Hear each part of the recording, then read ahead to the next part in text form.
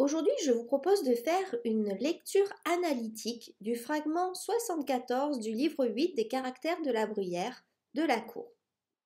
N'oublie pas de t'abonner pour ne rien rater de mes prochaines vidéos et aussi pour m'encourager à continuer.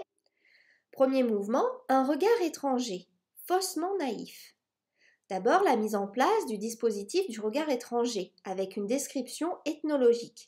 Dans ce texte, la bruyère rompt avec l'éthos qui était jusque-là le sien, celui de l'habitué de la cour. Il lui préfère pour ce fragment celui de l'étranger qui se lance dans une description presque ethnologique de la cour de France, qu'il met ainsi à distance comme s'il s'agissait d'une société lointaine et nouvellement découverte, objet de curiosité et donc d'observation.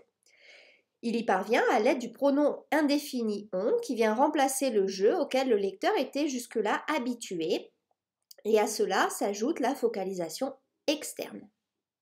Et surtout, l'utilisation du déterminant indéfini, une région, pour décrire Versailles, procédé qui sera repris au fil de l'extrait par les expressions pays, cette contrée, ces peuples, les gens du pays, et enfin par la mention précise de la latitude et de la longitude de ce pays, alors même qu'il s'agit de Versailles, lieu parfaitement identifié et tout proche du narrateur.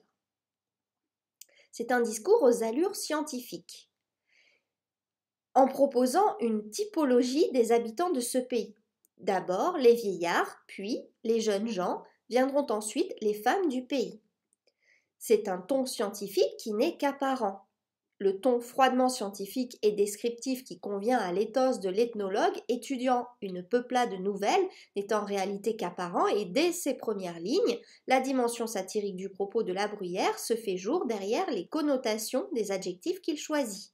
Ainsi, les attributs renvoyant au vieillard sont très laudatifs, galant, poli, civil, même si l'éloge tourne court. Il s'agit de 3 synonymes et la politesse semble être bien la seule qualité observable de ce microcosme versaillais.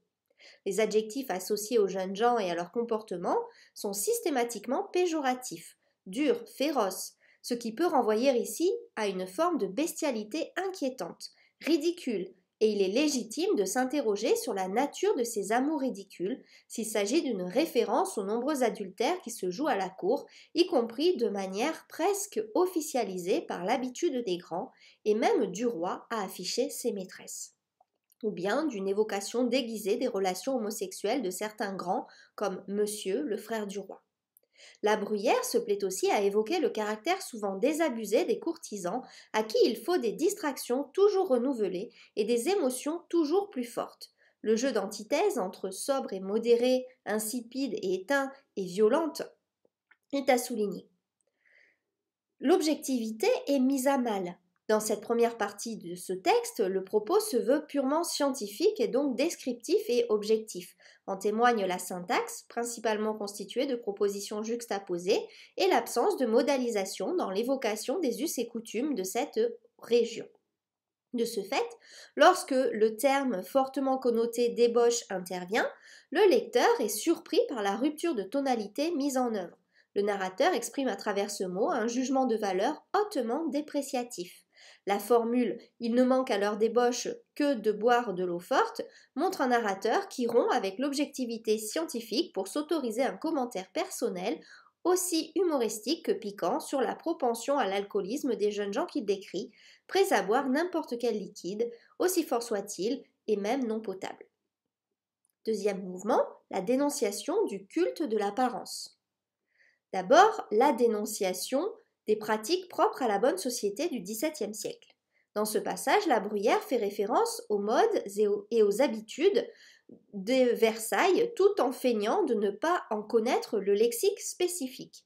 Les femmes, comme les hommes d'ailleurs, usent et abusent du maquillage. Périphrases nombreuses, artifices, peindre leurs lèvres, leurs joues, leurs sourcils, leurs épaules.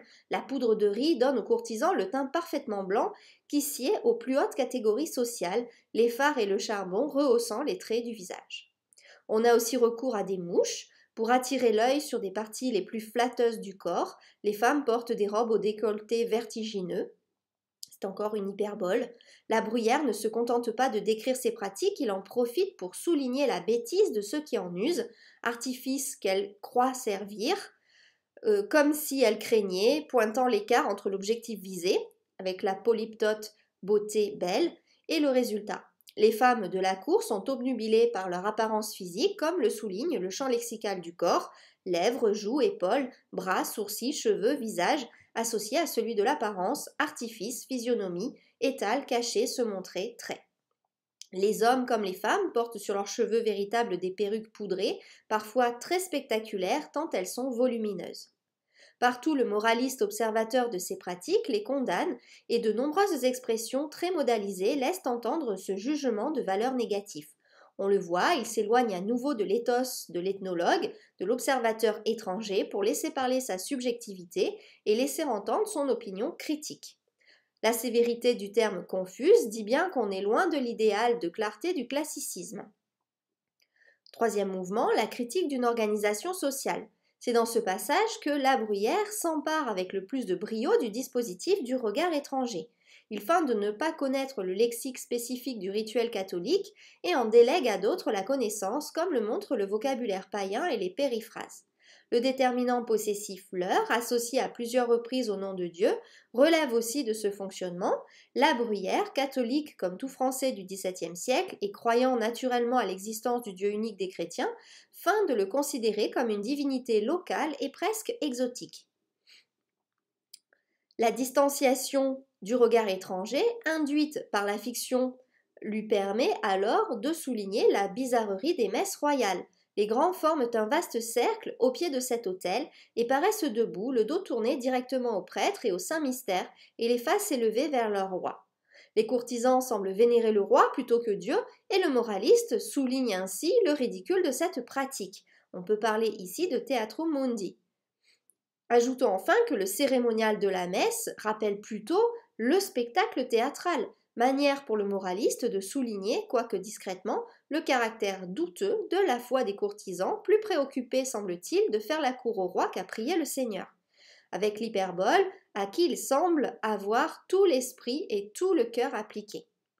La Bruyère décrit, toujours en adoptant le regard naïf d'un observateur étranger, le rituel de la messe catholique tel qu'on pouvait l'observer dans la chapelle royale du palais de Versailles.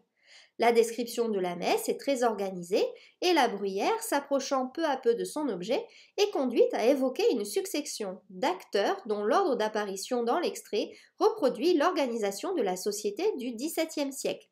Le peuple, les grands de la nation, le roi et Dieu. On ne laisse pas de voir dans cet usage une espèce de subordination.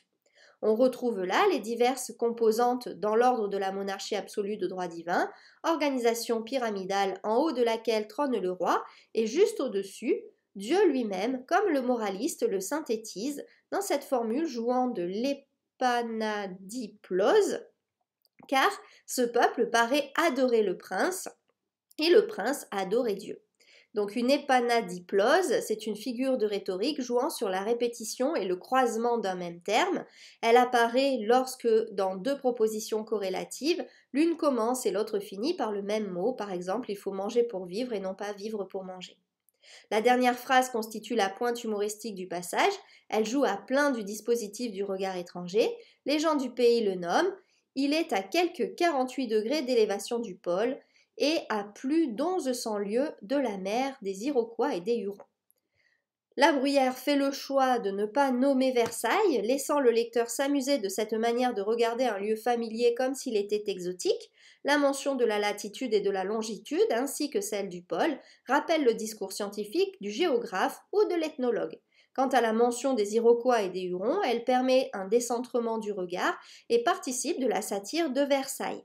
Ses habitants, les courtisans, les grands et le roi, ne sont pas pour une fois placés au centre du monde, mais apparaissent comme une peuplade dépaysante, curieuse à observer, au même titre que les Indiens d'Amérique.